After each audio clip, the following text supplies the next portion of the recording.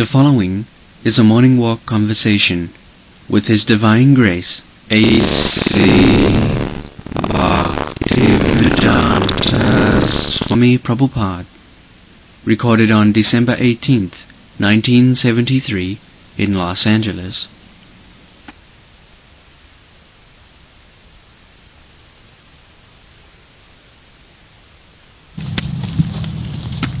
The main point is that in God we trust. On this slogan. So, the same point that what do you mean by God and what do you mean by trust? That you do not know. So you have to explain what is God and what is trust thoroughly from our books. Our point of propaganda said that it is very good that you write this slogan, in God we trust. But nobody has got clear conception of God. Neither they do not know what is the meaning of trust. Under the circumstances, so you have to learn it scientifically. And our propaganda is like that, to teach actually what is God and what is trust. You, an important man of the state, you come forward, try to understand and open schools, colleges, make it perfectly known what is God and make America strong. As a Communist Party, they are preaching godlessness. Now America should preach, no. In God we trust.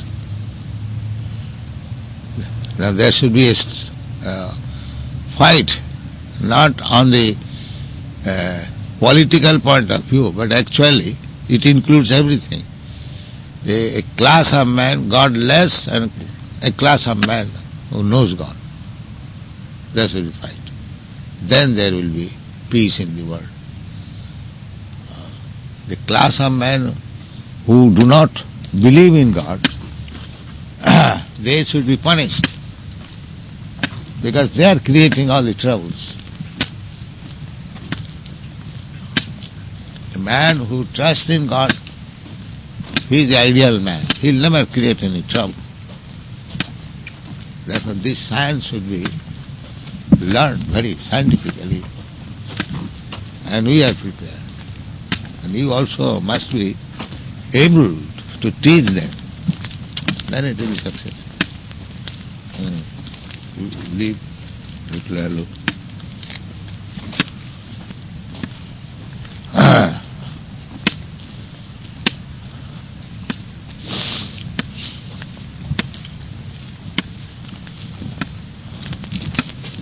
Paravo bhaktasya puto mahadguna.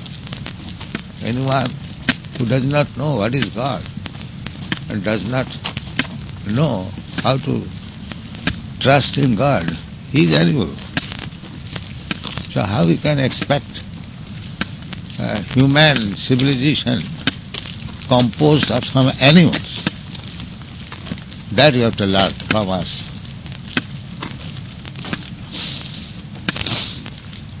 If you are serious, if you simply make it a slogan, but you remain same as a man who does not know what is God, then what is the meaning of this slogan? That will not help you.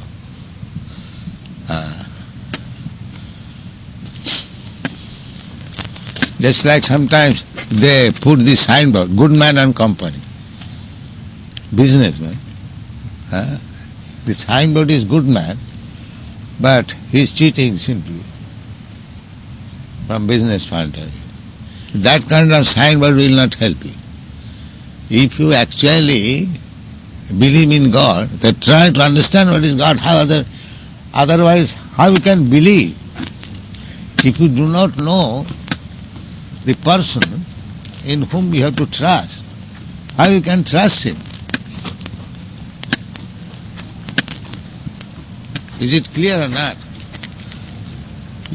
I say trust in him, but if I do not know that man, how I can trust? You must explain that this man is in this way trustworthy. Otherwise, what is the meaning of my trust? This science should be understood. What is God and what is trust? That you discuss thoroughly, threadbare. Otherwise, how will you be able to preach? Ask all questions. I will answer. But you must be thoroughly convinced that there is a need of God and everyone must trust in God. This is the standard of civilization. God is there. Without God, there cannot be anything existing. This is first point. And we must trust in God.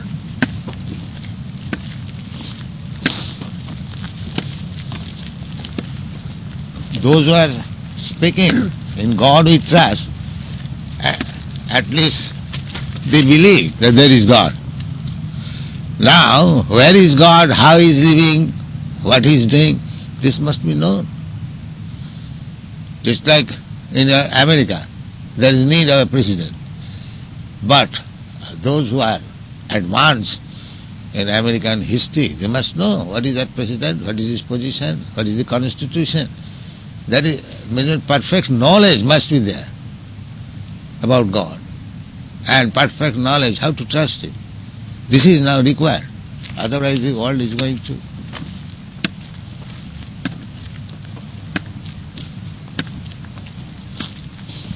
Not that theologians speculation on God.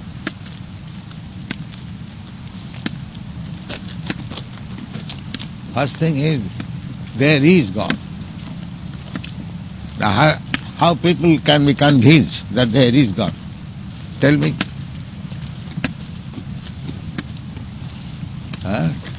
Speak. How can people become... Yes, there is God. Well, all of these different varieties of plants, animals, planetary systems, the sun rising. There has to be some controller, some brain who's made this order. They can become convinced simply by chanting Hare Krishna.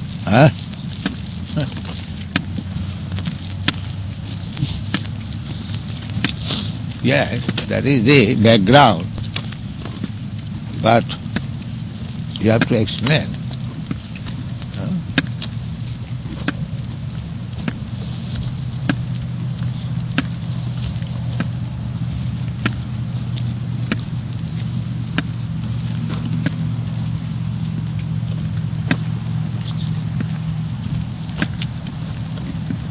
Their speaking power that they're making their political speeches, that is also given by God. Yeah. At any moment it can be taken away. So they're under control.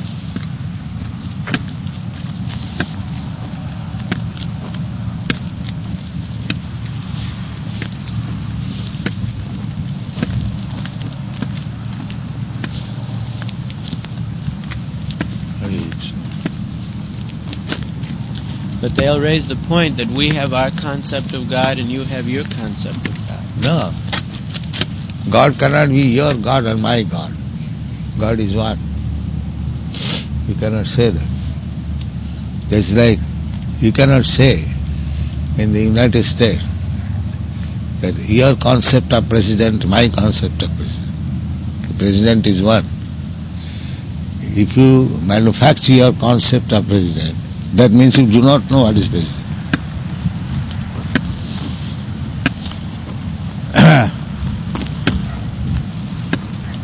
President of the United States, he has got a status, constitution, that this is the president. So you must know that. You cannot say, I am my concept of president. That you cannot say. Can you say that? No. Then The president is what? Either you don't know or I don't know. So you must know what is that president. This is the first point. What is God? By argument, you can convince a skeptic of the possibility of the existence of God, but the reality of Godhead can only be really realized. I mean, it has to be experienced or realized, does it not? That is a point of realization. But the first preamble is that there must be God. The Supreme Being. In the dictionary it is stated, Supreme Being. So, as in every department, everywhere, there is a Supreme Controller. Same example. The President is the Supreme Controller of this state, United States. In another state, in India also, the President is the Supreme Controller. Similarly, taking the whole universe, or many such millions of universes taken together, there must be a Supreme Being.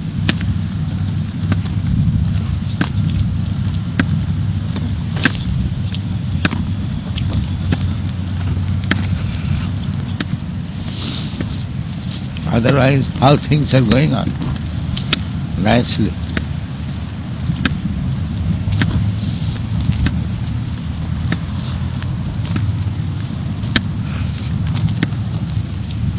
This is the first point. Scientists say that everything had its origin with a big bang. Huh? All of a sudden, one day there was a big bang and everything came into being. What is that Big Bang? You do not know. It is your suggestion. Big Bang means big brain, or what? Big Bang. What is that Big Bang? Noise. Don't come here. Huh? Noise. Noise? Big Bang? What is that Big Bang? You say? Scientists say that in the beginning the universe wasn't created, and then all of a sudden there was a big explosion, and everything just kind of happened. Everything just came into being. But how all of a sudden there can be explosion? What is this nonsense proposition? As soon as there is question of explosion, before the explosion takes place, there must be some arrangement. The time bomb explosion. So the bomb is prepared by something, the bomb is kept by somebody, and after some time it explodes. So how all of a sudden, where does he get this idea?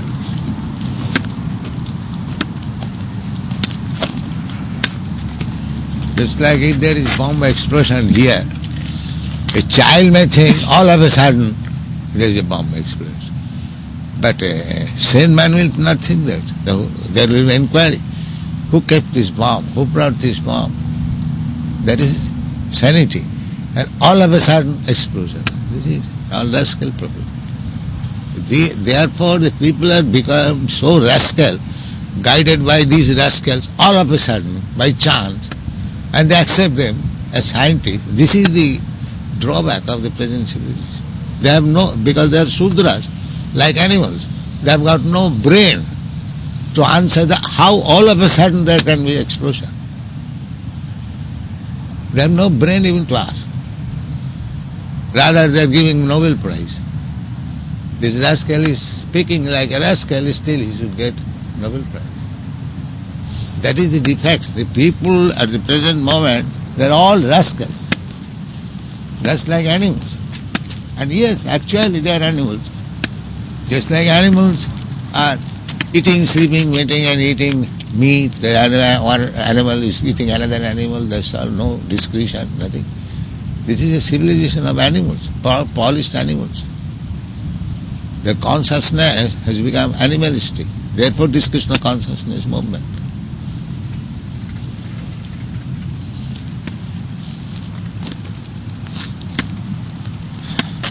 They are children, they are animals, just like animals. They have no fixed program. Whatever they like, they are doing. Whatever they like, they are speaking. Simply they are interested in eating.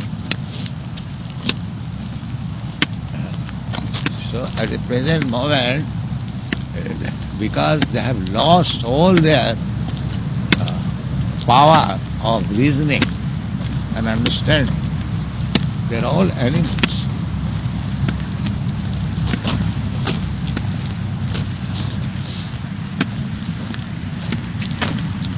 All of a sudden there is an explosion. How an explosion can take place like that?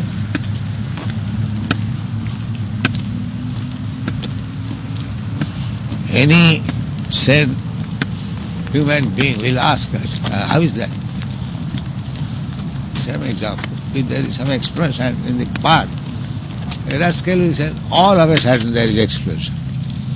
But the government, police department immediately inquire how this bomb came, where from, who placed it. That is humanity, that is human reasoning. And all of a sudden there is explosion. You have to accept that. You accept that? Then no sane man will accept.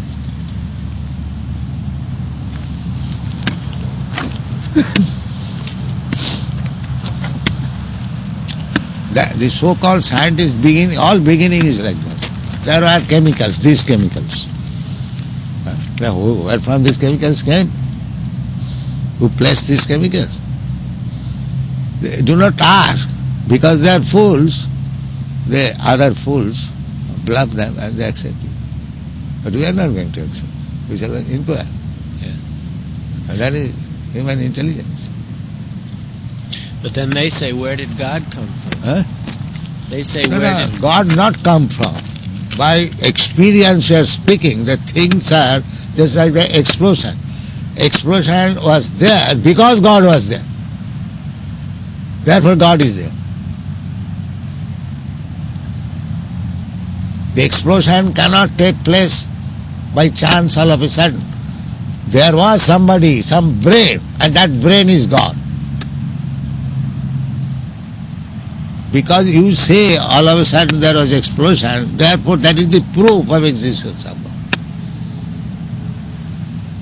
Is it clear or not? Yes. You say... Something can't come from nothing. Something can't come from nothing. No, we have no such experience. How we accept this nonsense statement? We have no such experience. I can accept something that is going on. Can you show me? So you study with your experience. Where is your experience that something comes all of a sudden? There is no such thing. How can I accept your statement? Because you say there was explosion, that means there is God. That means that is God. So what is your argument? You say that why you bring God? I bring God because you say there was explosion. No, you're saying that something cannot come from nothing. Yeah. So, therefore this explosion came from God. Yeah. But then where did God come from? Huh? Where did God come from? That is God. God is always existing. Not come from. That is God. Nitya, Nityana, you are also existing. This knowledge they are lacking. Just like I am, you are. We are eternal.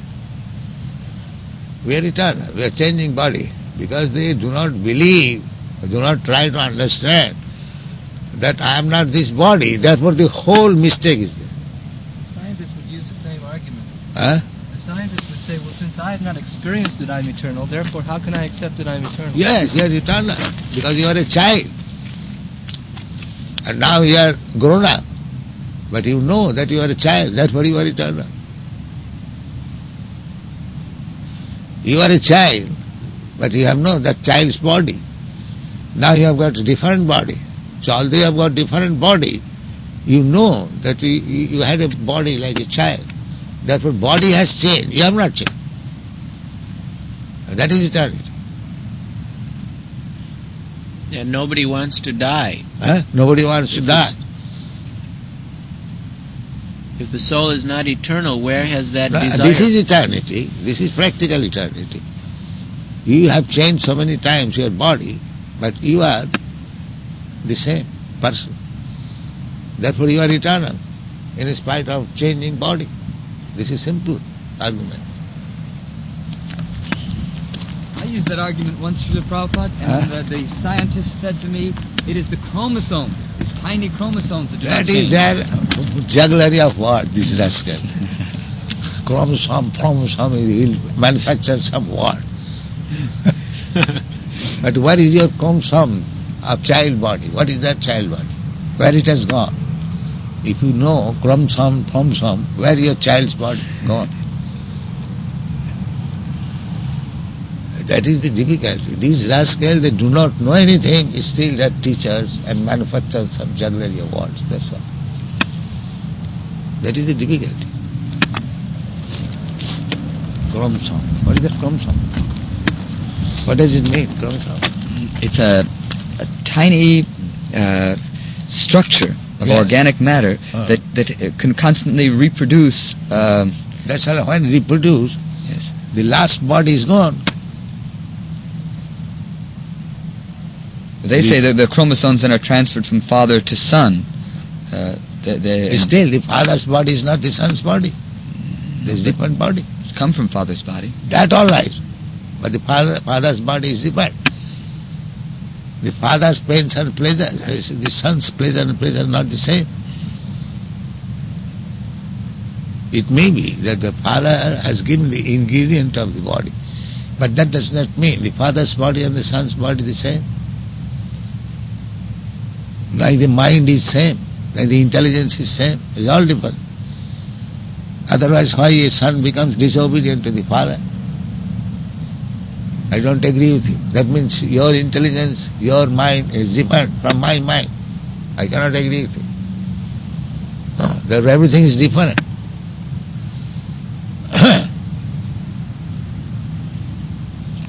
They can accept that our bodies are changing now. They can accept that our bodies are changing now, but in the next life, they have no experience of this. No, So next life, this is experience. You are a child, this is your next life. They can see this body change, but the next life they cannot see. That means you cannot see so many things. That is mean that does not exist. What is the value of your eyes? That I already explained. You cannot see, now it is misty, you cannot see anything. Does it mean your eyes are perfect? How you can see? Your eyes are not perfect.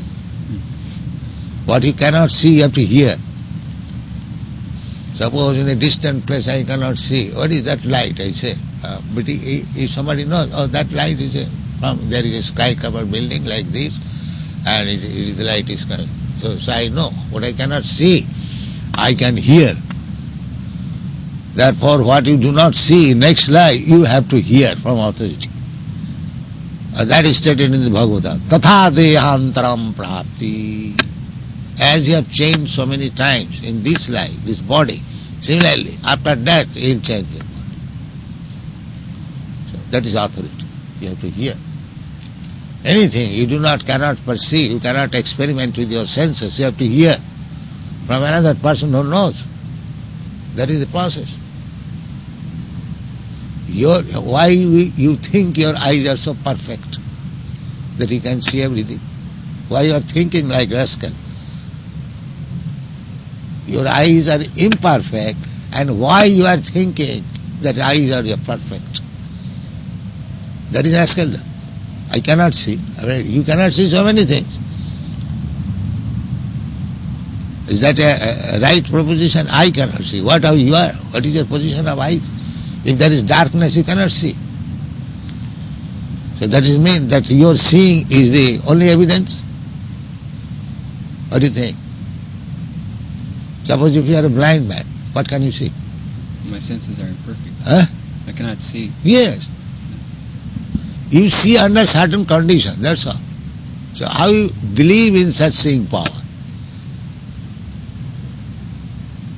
So, therefore we have to see through the eyes of a person who has perfect vision. That is why.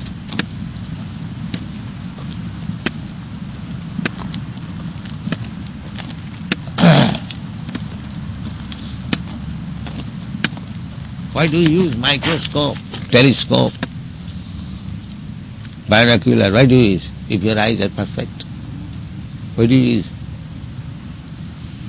If you are so confident that your eyes are perfect, why do you use these instruments?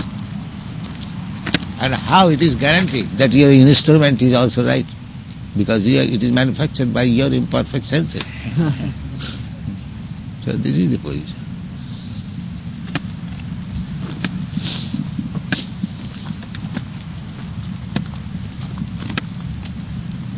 But it's just like the scientists, they cannot accept the existence of the soul until they see it.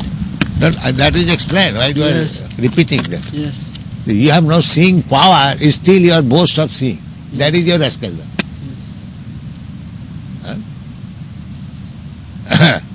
That is your rascal. Right.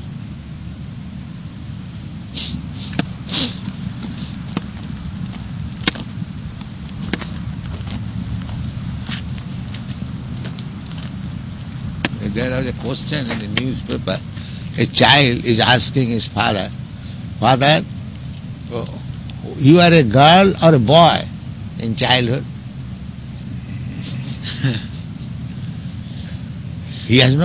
Because he has no distinction, what is the boy, what is the girl. Therefore, he is asking that nonsense question. Now, my second son, when he was 4 years old, were passing, and there was a big marriage party, a marriage party goes. Oh, yes. So he was asking, very intelligent boy, he was asking, what is this? Sex means this man is going to marry. Saying this after, father, you are married? He asked me. So this nonsense question is that he does not know, without marriage, how I am come into existence. So these questions are like that, childish questions. It has no meaning.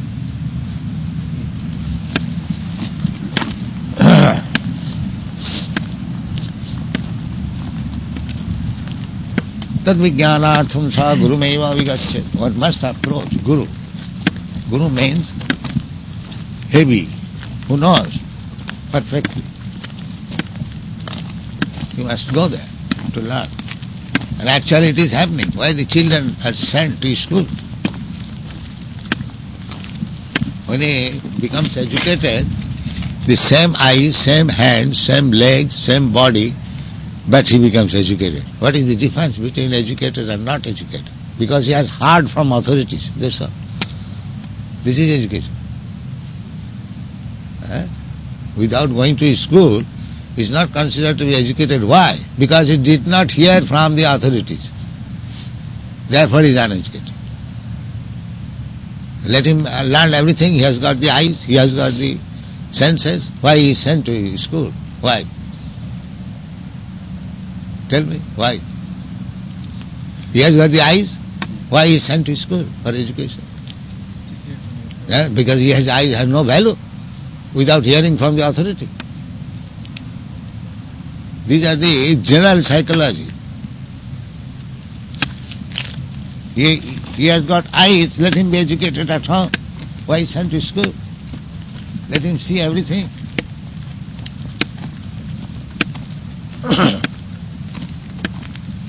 How these rascals say like that, I am surprised. I cannot see in my eyes. You cannot see in your eyes what was the length and breadth of your body in the mother's womb. Does it mean that you did not exist in the mother's womb? You cannot see who is your father. How do you believe that this is my father? Is that depending on your eyes? Then what is the value of your eyes? Why these rascals say that we do not see? These things prove that they are rascals.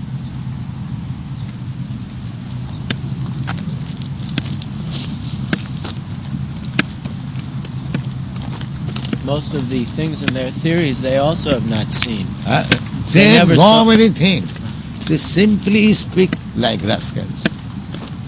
Therefore our conclusion is, anyone who does not know what is God, he is a rascal. That is perfection of knowledge. Nate vitu sarthagating hi Vishnu. These rascals do not know that all knowledge is imperfect unless he comes to this platform of knowing God. All knowledge is imperfect. And that is confirmed in the Bhagavad. Bahunam janamanavanti jnanavan mahang. When he actually wise in knowledge, then he surrenders to God. That is knowledge. That is knowledge. One who has surrendered to God, one who has known God, one is abiding by the order of God, he is the perfect man. All others, they are rascals.